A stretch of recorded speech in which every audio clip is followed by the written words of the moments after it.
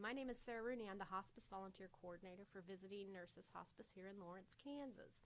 If you are viewing this, you are either a new volunteer and are viewing this for training purposes, or perhaps you are curious about volunteering and just want to know a little bit more about hospice and our volunteer program.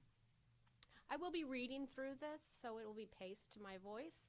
I will add a few things, but otherwise, for the most part, it's really something that you can go through and read if you would prefer, but I will be reading along with you. In this next section, we'll be just visiting nurses and learning a little bit about their history very briefly, about our volunteer services, some frequently asked questions about hospice, how the hospice program works, our services under the hospice benefit, and our hospice team. All of those will allow you to know a little bit more about how hospice works, so if somebody asks you about it, you will feel educated. Next.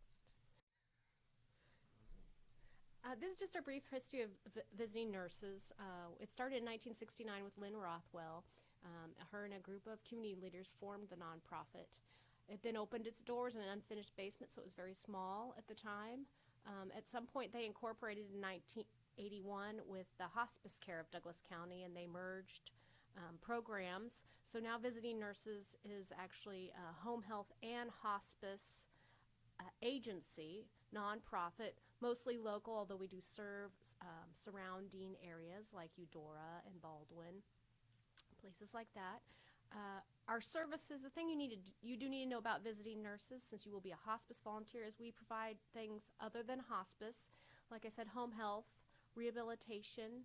We also provide help at home called private duty, as well as the hospice care. And I'll give you a moment if you'd like to read the mission and values.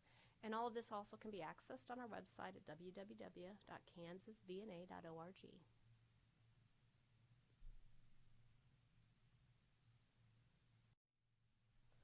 These are just some basic questions and answers about hospice, so that you feel like you're a little bit familiar with the philosophy and the program. A lot of this will be reviewed again in your training, or perhaps with me if we do an interview. I'm just going to read this one to you. What is hospice? It's a philosophy of care designed to provide comfort and care and support to patients with a life-limiting illness who no longer desire cure-oriented treatments, or when no other treatment options are available. Hospice focuses on palliative care, which is comfort care, which is helping patients achieve physical and emotional comfort so they can concentrate on living. Hospice is there to provide a variety of services in the patient's place of residence, be it in-home or in a care facility. We treat the whole person physically, emotionally, and spiritually. Those who qualify for hospice will qualify under the Medicare, Medicaid benefit, or they also may be using their own private insurance. They must be diagnosed with a life-limiting condition. Another one would be patients desire comfort care over cure-oriented treatments, so they can decide that for themselves. They don't necessarily have to be told they have a certain amount of time to live if they've decided they no longer want to pursue cure-oriented treatments and know they have a limited lifespan. They also need a physician's referral stating that the patient has about 6 months or less to live. Something to note, though, is we do have patients sometimes on hospice for 2 years or more if they can continue to be approved. Hospice is best chosen earlier on. If you ever want to go off hospice, you are allowed to do that. And patients must have a doctor's referral, so it's always important for the patient to pursue that before deciding to go on hospice. But at any time, any staff can talk to a family about it without them having to apply. Who pays for hospice? It is no out-of-pocket expenses. It is paid in full by Medicaid or Medicare, and most private insurance companies also have hospice benefits. Some of the services, well, there are services that are provided by hospice as part of the benefit. These include physician services, medications, medical equipment, hospice nurse, home health aide, hospice social worker. Also, spiritual care, bereavement services, and volunteer support are all part of the hospice benefit. These are all things that patients and their families can use while they're on hospice. As I mentioned before, how long can you be served on hospice? You can be on hospice as long as necessary to see you through your illness and death. Sometimes the patient's condition improves while on hospice, so you may no longer qualify for your services. But we can ensure that you have a smooth transition to a different level of care. But if your condition does continue to decline again in the future, you can always be readmitted to hospice. People of all ages may receive hospice, and yes, at any time you may choose to discontinue hospice. We don't force you on hospice. And then hospice supports the whole person. As we said, in a lot of times in healthcare, you may just have a nurse tending to a physical need, or you may have a counselor tending to your social, emotional needs. In hospice, they treat the whole person physically, emotionally, and spiritually. And you will note that by the hospice services that I already listed that are provided to the patient and family, noting that there's social work, there's also spiritual and bereavement care, volunteers, which we will talk about more in detail, also including medical equipment, and you'll see some other things down there about inpatient respite care and continuous care. I won't be going into those into great detail, but just to know that they have even additional services in a crisis situation. And again, on the right-hand side, you'll see all the hospice team members, of which you are a valued member.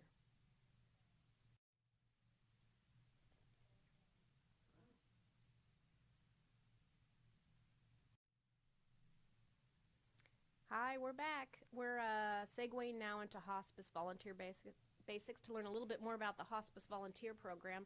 Again, I want to remind you that you can always go to our website. It's a great place to go and kind of look over all the services that visiting nurses offers in case you have people asking you about your service or who you're volunteering for. It'll certainly give you a much clearer picture of who you are working for. But here are some hospice volunteer basics that you're going to need to know. We're going to start with the service itself, reviewing the program, the kind of services that volunteers offer, the opportunities, as well as the kind of requirements and expectations we have. We will review, also required by our training, the Code of Conduct. So you are considered in many ways an employee of Visiting Nurses Hospice, so you will be required to read through the Code of Conduct and behave as written in there. Our hospice patients and families will quickly kind of go over the varying patients you may come in contact with. And then what is your role as a hospice volunteer? Basic do's and don'ts. I think that that's always very important to just lay that out clearly. And then we do also have a safety plan that we'll go over briefly. The Visiting Nurses Hospice Volunteer Program, usually, just so you know, Visiting Nurses serves approximately 50 terminally ill patients on a regular basis. All of these patients, if we feel the need, are offered volunteer support services. Not all of them accept them, and some only require them once or twice. But I would say about half of those hospice clients will use our volunteer support services at some point while they're in our care. We do consider hospice volunteers part of the hospice team, and they're valued. If necessary, as a volunteer, you're allowed to attend our weekly team meetings, which are called IDG, Interdisciplinary Group Team Meetings. You can sit in on a discussion of your patient to hear some more. Volunteers can also request additional contact with staff who are serving their patient to learn a little bit more, ask questions. This would include their social worker, their hospice nurse, or their health aide. We try to remain very open to our volunteers and bring them into the team. By national mandate, hospice volunteers must provide 5% of the services received by our agency's hospice clients, so that's part of the reason we do consider you a team member and also sort of like an employee. Collectively, our hospice volunteers generally donate or provide about 1,400 hours of volunteer services to our hospice patients every year. Hospice volunteer services, just a kind of brief paintbrush through all of this. There's about 40 volunteers who provide a variety of services. Our hospice patient companion services are the one most often requested by patients and family. This is when you're providing patient visit as well as respite for the caregiver. More often than not, that's in-home, but it also can be in facilities. This is usually the highest volunteer need in our organization and requires the largest time commitment. Our volunteers, they come from a variety of backgrounds. You would be surprised to know we've got retirees, empty nesters, university students, stay-at-home parents, and many people who've seen their family members benefit from hospice care and wish to give back. We have volunteers also with special skills that they can volunteer as requested or as they're able. And they can visit these patients once a week, once a month, as their schedule allows. So we do try to work around your availability and your talents. If there's something special you think you have to give that we don't talk about here in our program, you're welcome to bring that up with me. Here's here's the many volunteer opportunities that we do presently have. The top one is, of course, the one that is most highly needed. It's our patient companions. We also call it respite for primary caregivers. Generally, you're providing once weekly visits for 2 to 3 hours for a patient in a home or in facility. This can take place generally during the weekday, but it can also be a weekend request. Also, you would be available for maybe one-time or short-term companion requests. We also have weekend facility visits. A lot of students enjoy doing this, where they can dedicate a couple hours out of their weekend to visit our hospice patients at the local care facilities where they are staying. This could be once a week or as you're able. Just make the tour, visit our patients who are there, read to them, talk to them, hold some hands, share some stories, connect with whomever you do, and visit them more frequently if you wish. We actually have some nice little side volunteer bits that we offer. We call it care cuts, but it's hairstylists, male or female, who are able to provide haircuts for hospice patients. Mostly these are in-home for patients who can't get out of the home. It just makes them feel really great. Usually you would be requested to do a haircut 1 or 2 times a month, and you would schedule to do that on your own and visit that patient. Massage is a wonderful way to provide comfort. I myself am a massage therapist, and when I can, I go and provide massage to the hospice patients. Again, we'll just work around what your schedule allows. If it's just a one-time visit every now and then, that's fine. Or if you're available for something more regular, once a week, once every other week, for a patient who could really benefit, we appreciate that availability. Whatever you have, let us know. Music, of course, one-on-one or as a group activity, again, very flexible and very meaningful. We occasionally have people needing handy help, providing some outdoor needs or little simple fix-it needs in the house. It's a limited time commitment. There aren't a ton of requests for that. So if you're able to kind of just be on hand whenever the request is there, and if you can do it, step up. That's another way to provide support. And of course, office support. We have other needed agency requests for fundraisers and envelope stuffing and things of that sort. So if you'd prefer to serve in the office, there's places for you there. And again, if there's something special you wish to offer that isn't listed, please let me know. The requirements, they're pretty straightforward. You're going to do your volunteer application. We can do that in person with a piece of paper, or you can download it at our website. You're just going to click the opportunities link, and then you're going to click volunteer, and you can download it there. I do a regular interview. I'll need references. You'll have to sign some confidentiality and other paperwork, and we do background checks. Usually speaking, you're going to be having to drive from these homes, so you will need your own transportation and a valid driver's license. And we do request a TB test yearly. That is free of charge through us. Again, we'll ask you to attend a mandatory hospice volunteer training, which will be offered every year. You will be able to volunteer prior to that with some additional smaller training, but we do have our mandatory that's a little larger. And then I'll be asking you to send in monthly chart notes. It's basically just keeping a list of your volunteer visit dates and how things went. Expectations. Your role as a volunteer is to provide patient companionship, or some of the other roles we've mentioned, respite to primary caregiver or other services. Patient companions, I think they have a bigger role to play, and they can occasionally be asked to help with light duties in the house, maybe simple food preparations if they're comfortable, or little transportation requests. It's all really depending on your comfort level. A volunteer can also help by being an active listener, allowing sharing, reading, life review. If you're comfortable giving a light shoulder massage or hand massage, that's fine, and also by providing a calm, supportive presence, especially for those patients who are declining. We often call that a vigil, just sitting in the room with them as a presence. As a volunteer, we ask that you meet the patient family where they are with little or no agenda. This is sometimes hard, but we ask that you try not to fix everyone, and that you just try to be as gracious as possible in settings that maybe wouldn't typically be the kind of homes that you would be visiting.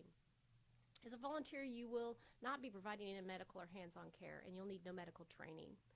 But the hospice volunteer will be wonderful training that will teach you some other things that you're going to need in terms of maybe some dementia care, how to connect with patients, how to be an active listener, and we'll talk a little bit about comfort care and the dying process and some other information.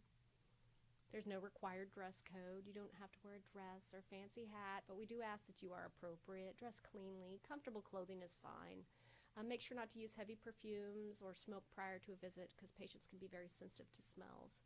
And always remember to wear your identification badge, which you will get if you apply when making your visits. Just a reminder, probably makes sense to you, but you should not be bringing others with you on patient visits.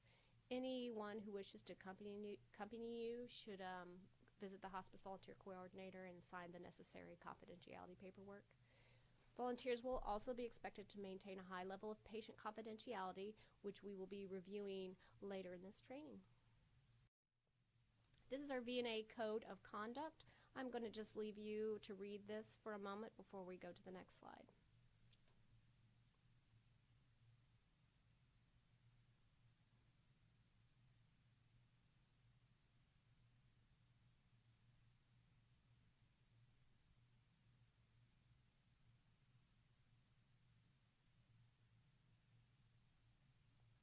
If you need to go backwards, you're welcome to do so. This is our basic VNA Code of Conduct, which you'll be held to.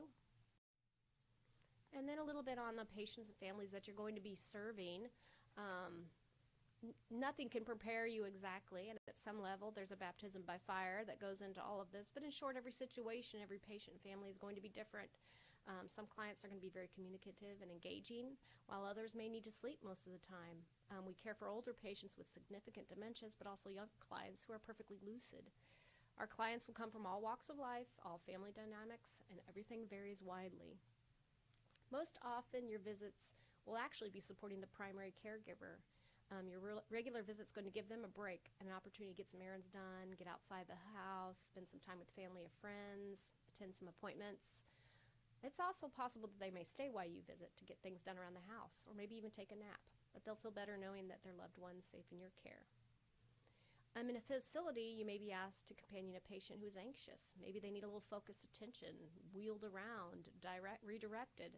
But you may also be asked to sit what we call vigil with a patient who's actively dying if you're comfortable providing that. Visits with our patients in facilities can also be about listening to their stories. You can connect with them on any level that you wish. You may find a wonderful way to connect that we have not even talked about here. But make sure to ask questions about their lives, read to them, talk about pictures. Some placements will keep you pretty busy, but others there's going to be little to do, but provide a safe, comforting presence. And in these situations, just to let you know, it's perfectly okay to bring a book or other activity to do while you are there.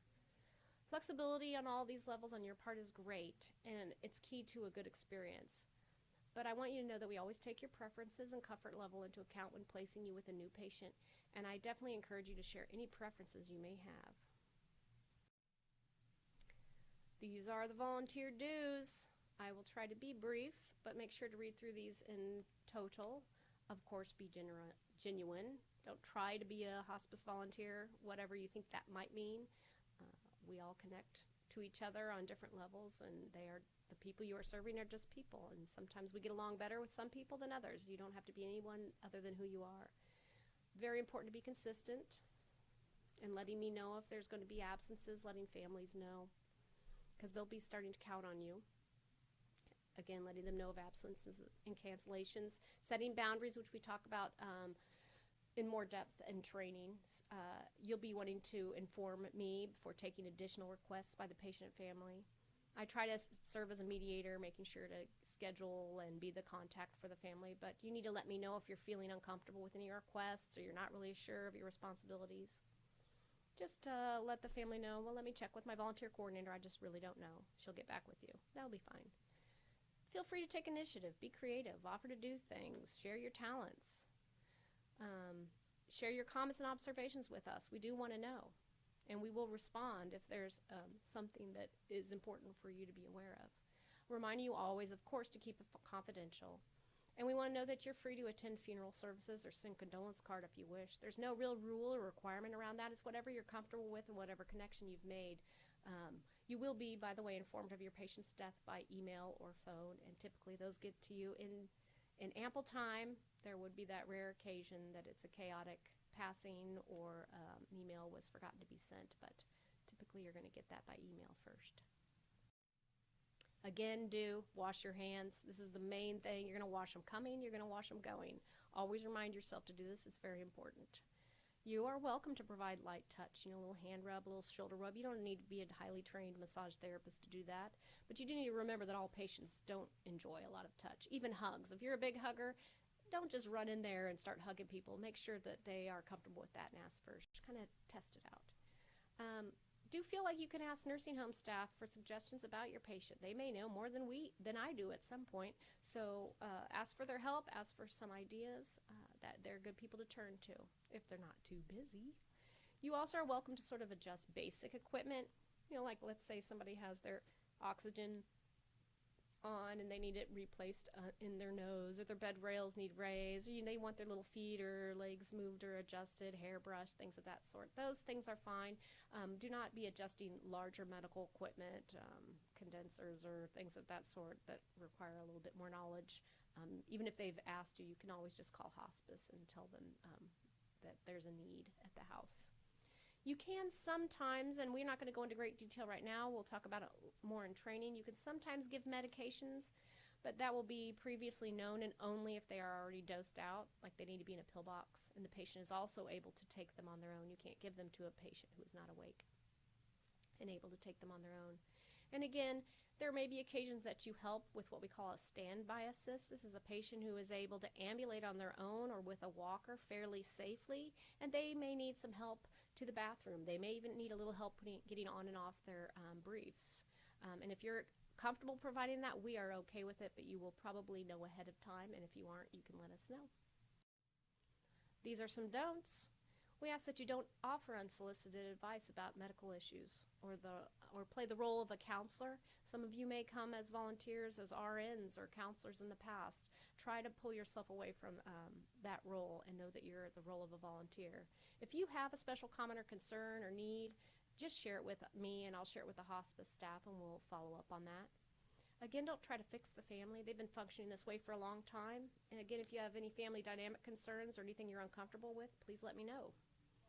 Don't impose your values, attitudes, beliefs. It's certainly okay to talk about your beliefs, but make sure that they are asking and they are interested, and that is a reciprocal conversation where you're not imposing your own belief system.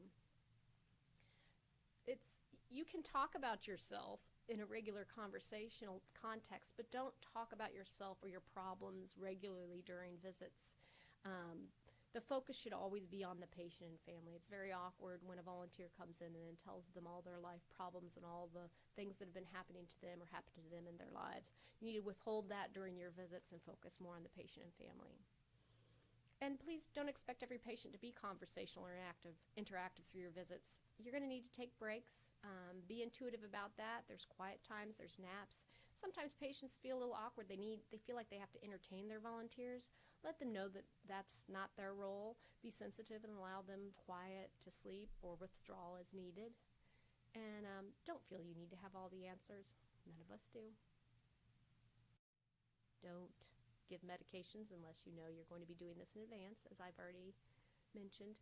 Don't fully assist a patient who's unable to stand on their own, and this is different than a standby assist. A full assist would be you would literally have to be helping lift them up out of the chair using something we call a gait belt. So if they are unable to ambulate, like with a walker, you're not trained or required to provide this assistance. You're going to need to call hospice if a patient insists on getting up and is a fall risk. And if a patient does fall, it's okay. Don't try to pick them up. Just call hospice. You will have that number handy on you on your ID badge. Again, don't provide wound care or clean up bodily fluids. We've got a star, which we'll touch on at the very end here. And don't change your cleanup briefs. Now, there may be, for some of you, some very rare situations, mostly previously agreed upon, that might require you to help with a brief change or put you in touch with bodily fluids.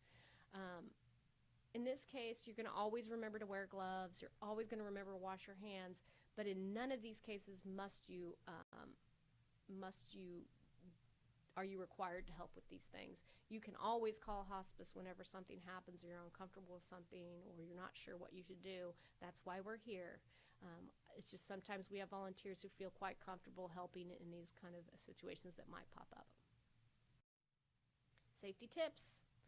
We do take your safety as a high priority, and we only place volunteers in homes we feel are safe, but it's always good to remain vigilant.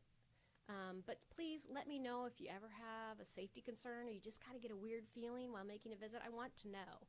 I'm going to give you a moment to just read through some of these things you might want to consider every time you go to a new place.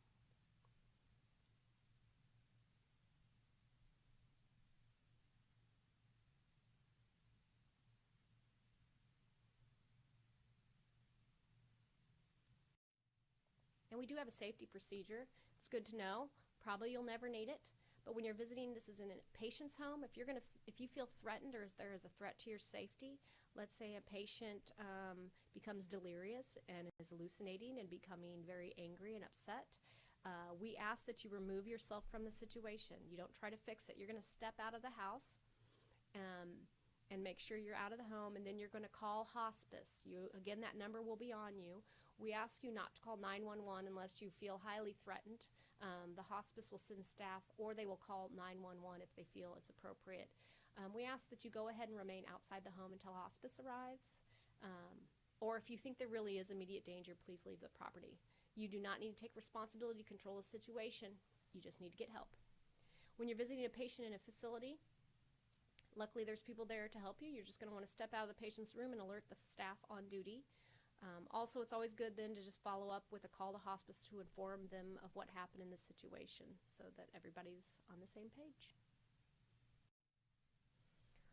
I will try not to read through all of this because it's a fair bit, but as a volunteer, it makes you feel better knowing what's going to happen and when to call hospice. So there's a list of reasons why you would call hospice. I mean, really at any time you can if you've got a question or concern while you're serving a patient, but there's some typical ones, like if a patient falls, if a patient is obviously complaining of unresolved pain or becomes extremely agitated, if they're showing significant physical changes, which we will look into in more detail in the training. If the patient won't respond to your attempts to keep them seated and they will fall, if you believe a patient is actively dying or has just passed, or if you feel threatened, those would all be very good reasons to call hospice. And when you call hospice, you're just going to tell the reception that you're the hospice volunteer for the patient's name and that you need to speak with a hospice manager. It's always good to keep the caregiver's cell phone number on you if they have one. For any reason, really, but certainly in an emergency, to call and let them know what you have just done and why you've needed to call hospice. And what actually happens after you call hospice, the reception will get that message to the patient's nurse. There will be a short time frame that you will have to wait. The nurse should be calling you within about 10 minutes. She will either call your cell phone or the home phone of the patient. If you haven't heard back by the not hard back, I don't know about that, but if you haven't heard back, call the hospice number again, and the nurse will review the situation with you, and you all will make a decision. Again, if you ever have any questions or concerns, you're going to dial that hospice number on the back of your ID badge. Nursing home setting. This is when you're in a nursing home, not a regular personal home. This is when you're alerting facility staff. These are the people working there in the facility. In many cases, you're going to rarely need to call hospice, as the nursing home staff can attend to your needs. So some of the reasons, again, would be if a patient needs assistance to the bathroom, walking, getting into a wheelchair, always ask for assistance. If a patient falls, appears to be in pain, you see some changes in their condition, or some possible changes that signify active dying. Often the quickest way to get a response is to go directly to the nearest nursing station and ask to speak with the nurse. But sometimes they're very busy, and if it's less urgent, feel free to just press the call button. And the response time you should be expecting is the facility staff member should respond to your call with about 15 minutes. If you haven't received a response in that time, go to the desk and ask the nurse and repeat your concern.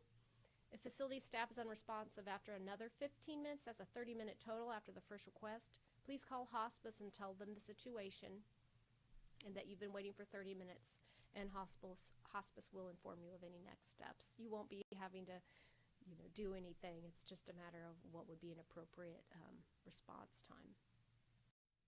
Nursing home setting, when to call hospice.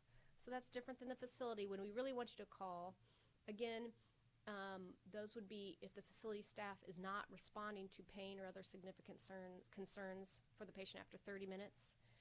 If the patient condition changes really quickly and significantly, first tell facility, then call hospice. A lot of times they will call hospice, but it can't hurt to make 2 calls. Again, if they seem actively dying, or very rarely, has it only happened once in my time here, a patient dies in your presence. Again, when you call hospice, announce who you are and who you're visiting and what the situation is. You are not required to stay beyond your scheduled time. It may be a chaotic situation and you feel, like it's your responsibility to stay. It is not. We will not be holding you accountable to that. And in the case of a facility, you don't need to contact the caregiver. The facility or the hospice will make a call, especially if that patient passes. Again, it's a little different in facility. Once what will happen after you call hospice staff are not always sent right away because sometimes the facility themselves will contend with all the issues that might be going on, and the facility will keep hospice informed of the changing conditions of the patients. But they will be sent immediately if the patient's symptoms and pain can't be controlled by the facility or if the family requests them to be there. So don't expect that a hospice staff member will come immediately just because you called. Oftentimes the facility will deal with the situation. If a patient dies, again, a hospice staff is not always requested to come to the facility when the patient dies. The facility RN will likely tend to the patient and call the family. However, if the family requests, hospice staff will come.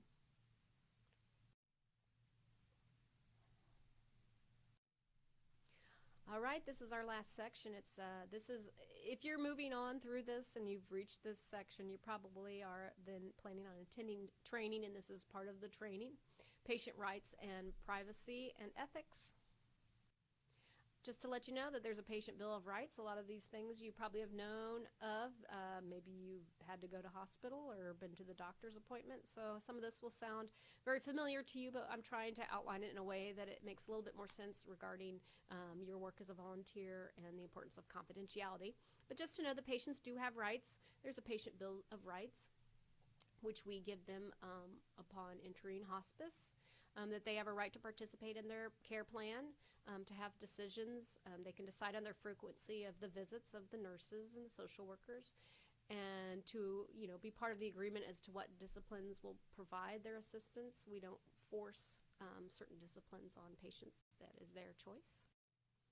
They have a right to information about their diagnoses, risk factors, if they need language interpretation, any records. They're able to review their own records. They need to know why they're being discharged. And of course, good care without discrimination. HIPAA. You've heard it 1,000 times. It means Health Insurance Portability and Accountability Act. It was originally passed in 1996. And it basically is it's a fundamental right. They wrote it so that the individual has a right to control their personal health information and not have that information divulged or used by others against their will. HIPAA, you think of it as just medical information, but it really does address every piece of health information, which we will go into a little bit more detail. Pretty much, unless required by law, all communication about healthcare matters between the patient and the caregiver is protected. This is a list of the protected health information. Some of these may surprise you. Some of these will probably be obvious, but this is all the information that's listed is the kind of information you will need to keep confidential as a hospice volunteer. So take a moment and look at those.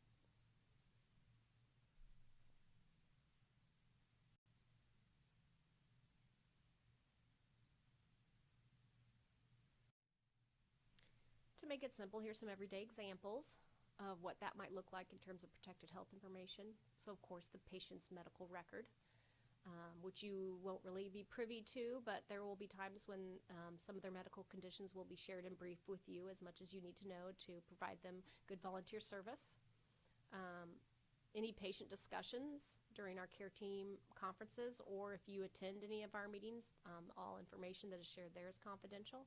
Or sometimes we have volunteer gatherings or other things where we're talking about our patients. Again, those are confidential settings.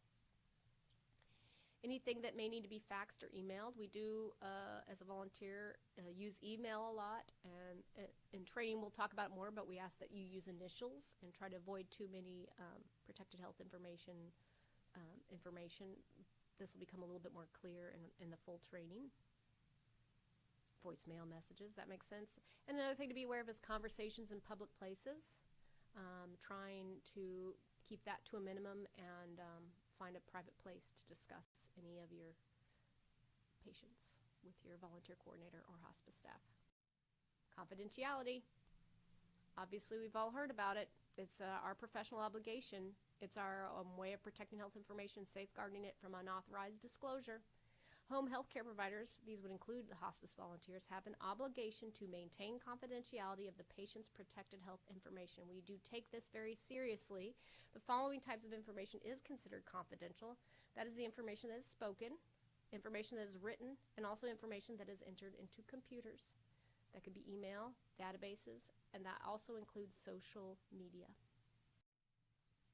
Continued on confidentiality, in terms of what information can be shared. Sometimes as a volunteer you may want a lot more information and you don't get it because the information that I can share should be limited to the minimum amount required to accomplish the purpose. So I will share with you as much as I feel is appropriate for your service as a volunteer to that family and that patient.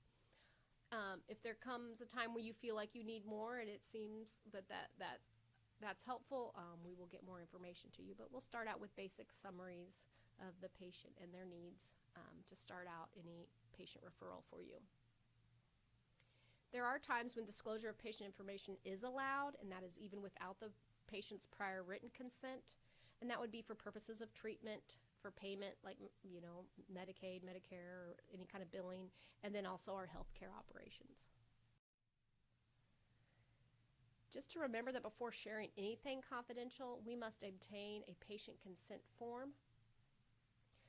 And you need to remember that too as a volunteer before sharing anything beyond, something very simple, and that you will also have to get a patient consent form.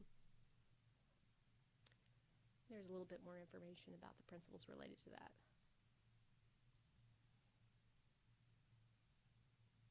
If you have any questions about confidentiality or unsure, you can refer anyone wanting information about your patient to our compliance officer or the HIPAA privacy officer, and they can decide whether that person can receive information about that patient's medical condition.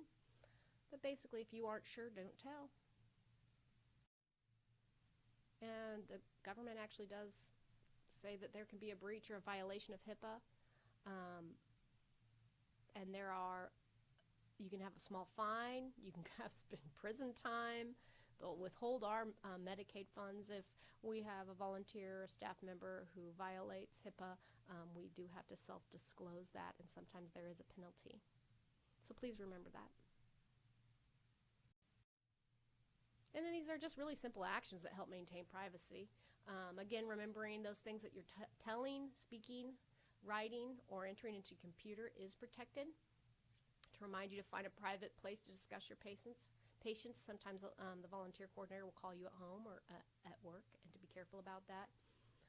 Any friends or family that seek protected health information from you about your patients' visits, let them know you're limited in what you can share due to HIPAA. If they ask, you can say, I can neither confirm nor deny. You can say HIPAA. You can have a sense of humor about it, but just let them know. I ask you to try to use the initials of the patient in email exchanges. If you make a mistake a time or two, that's fine. I'll remind you, but that's how we do it. Please do not post, share, publish any written stories or reflections with others before first checking with visiting nurses' compliance. Oftentimes, there are going to be some confidentiality breaches. Again, don't post pictures or written details about your hospice visits on social media websites or emails. And be sure to try to remember to shred or tear up any protected health information that you may have written down, and to delete your emails when they're no longer needed for contact information. And it's pretty simple. Just don't share. If you aren't certain, it's totally okay. Always check with me, and I can put you in touch with anybody that you may need to talk with. Again, keep it confidential.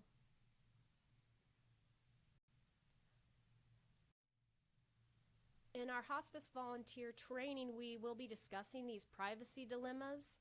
So I'm going to leave you a moment to read through. There's 3 of these here, and decide what you might do. And then as a group at the training, we will have a little group discussion on these further. So I'm going to be quiet for a moment while we just read through these.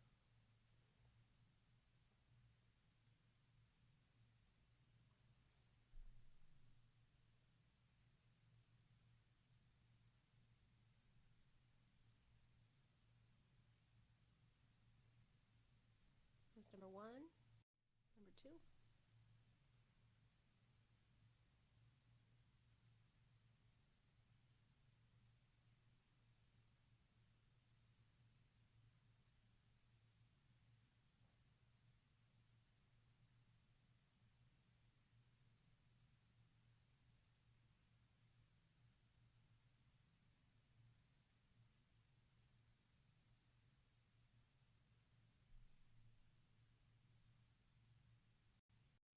And number 3.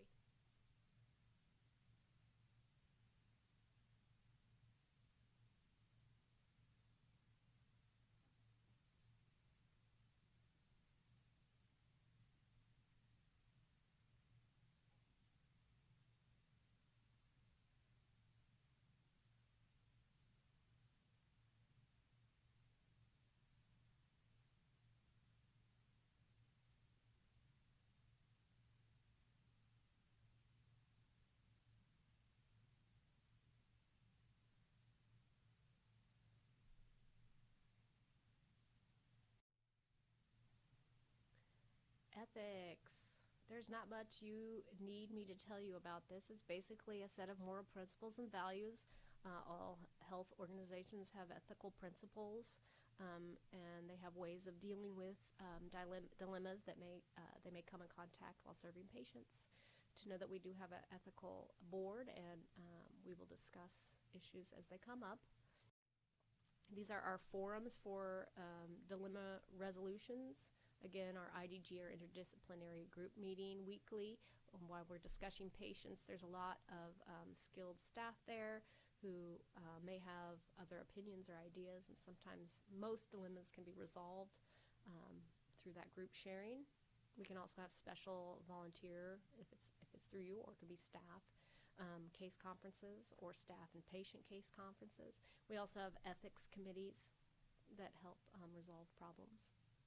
And these, of course, depending on how deep that ethical situation may go, the people that we reach out to, that will deepen.